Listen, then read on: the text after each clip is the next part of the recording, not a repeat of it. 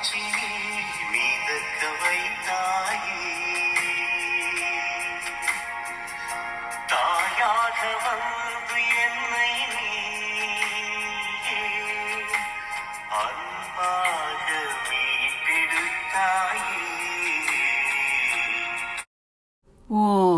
சாந்தி. 9/5/2025 காலை முரளி. ஓம் சாந்தி. பாப் தாதா, மதுவனம். சாராம்சம். இனிய குழந்தைகளே, அனைவரும் வழிபடுகின்ற சிவன் உங்களுடைய தந்தையாகிவிட்டார். இப்பொழுது நாம் அவருக்கு முன்னால் நேரடியாக அமர்ந்திருக்கின்றோம் என்னும் போதையை நீங்கள் கொண்டிருக்க வேண்டும். கேள்வி: மக்கள் கடவுளிடம் ஏன் மன்னிப்பு கேட்கின்றார்கள்? அவர்கள் உண்மையிலேயே மன்னிக்கப்படுகின்றார்களா? பதில்: கடவுள் தர்மராஜ் மூலமாக, அதாவது சுப்ரீம் நீதிபதி மூலமாக தாங்கள் செய்துள்ள பாவங்களுக்காக தங்களை தண்டிக்கின்றார் என்று மக்கள் நம்புகிறார்கள். இதனாலேயே அவர்கள் மன்னிப்பு கேட்கின்றார்கள்.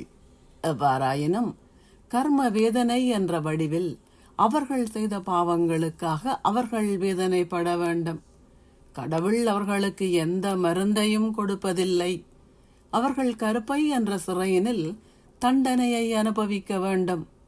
அவர்கள் தாங்கள் செய்த தவறுகளுக்கான காட்சிகளை பெறுகின்றார்கள்.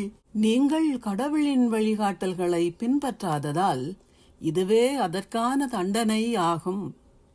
பாடல்: நீங்கள் இரவை உறங்குவதிலும் பகலை உண்பதிலும் வீணாக்கினீர்கள். ஓம் சாந்தி. தாரணைக்கான சாராம்சம். 1. முன்னேறி செல்வதற்கு தந்தையின் சேவையில் ஈடுபட்டிருங்கள். வெறுமனே உண்டு அருந்தி உறங்குவது என்றால் உங்கள் அந்தஸ்தை இழப்பது என்று அர்த்தம். 2. தந்தையின் மீதும் அவருடைய கற்பித்தல்களின் மீதும் மரியாதை வைத்திருங்கள். ஆத்ம உணர்வு உடையவர்கள் ஆகுவதற்கு முழு முயற்சி செய்யுங்கள். தந்தையின் கற்பித்தல்களை கிரகித்து ஒரு தகுதி வாய்ந்த கீழ்ப்படிவான குழந்தை ஆகுங்கள். ஆசீர்வாதம். நீங்கள் ஒரு யோகி யுக் மற்றும் யுக்தி யுக் சேவையாளராகி சேவை செய்யும் போது அப்பாற்பட்டிருப்பீர்களாக.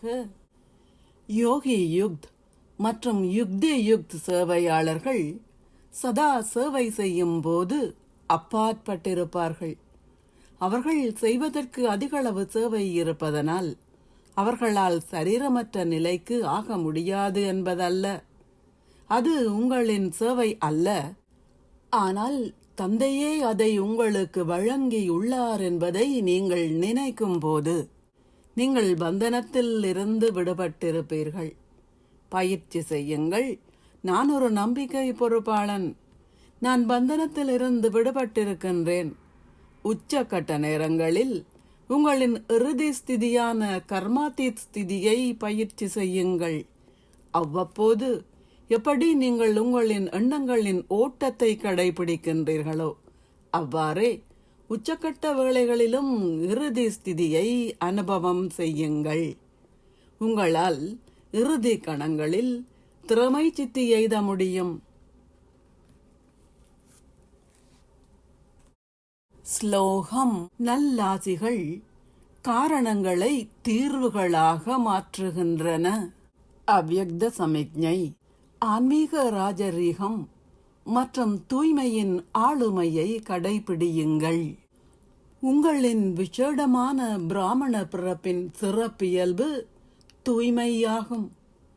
உங்களின் பிராமண புத்திக்கான உணவு தூய எண்ணங்கள். உங்களின் பிராமண கண்களின் ஒளி தூய திருஷ்டி. உங்களின் பிராமண வாழ்க்கையின் விசேட வியாபாரம் தூய செயல்கள். உங்களின் பிராமண வாழ்க்கையின் ஒழுக்க கோட்பாடு தூய உறவு முறைகளும் தொடர்புகளும். மிக மேன்மையான எதையும் கிரகிப்பதற்கு சிரமப்படாதீர்கள். இவற்றை சிரமப்பட்டு கடைபிடிக்காதீர்கள். இந்த தூய்மை உங்களின் வாழ்க்கையின் ஆசீர்வாதம் ஆகும். ஓம் சாந்தி. நன்றிகள் பாபா.